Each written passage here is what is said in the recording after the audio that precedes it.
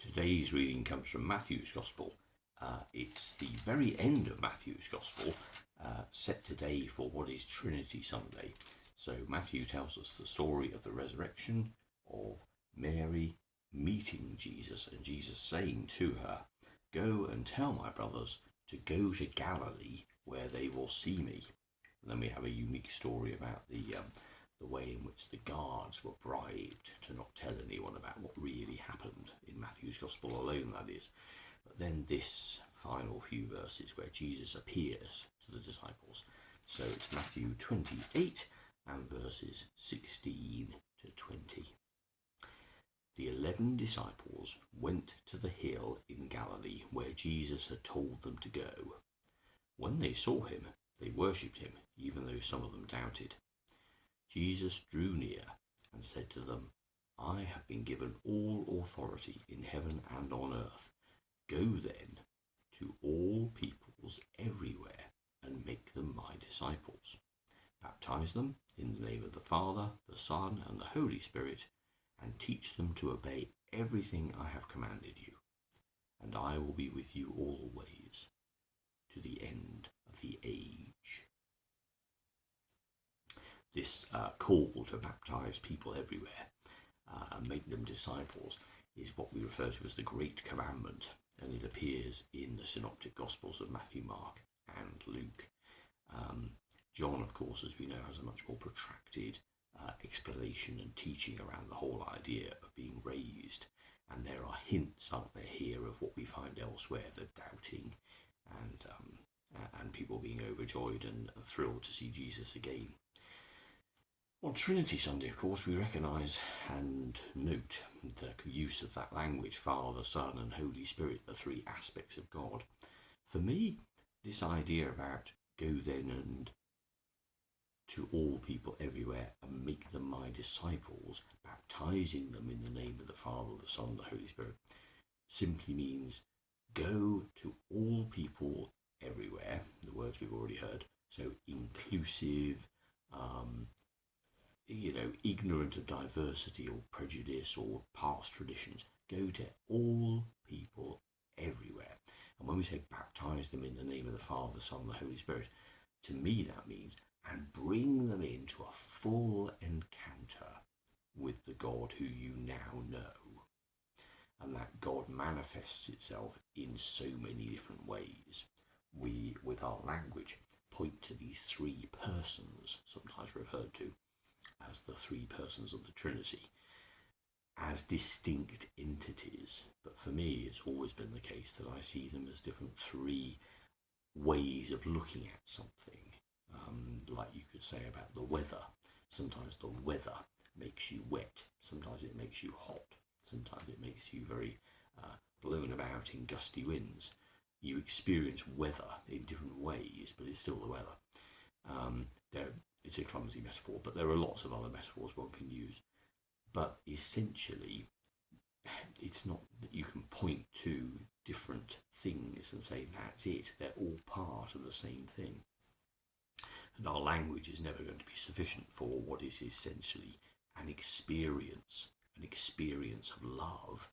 You can never packet that or define it or restrict it or say, well, there it is and put it on a shelf.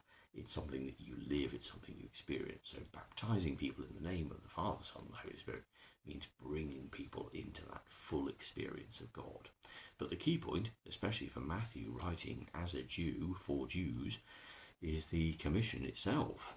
Go then to all peoples everywhere. There is no exclusion.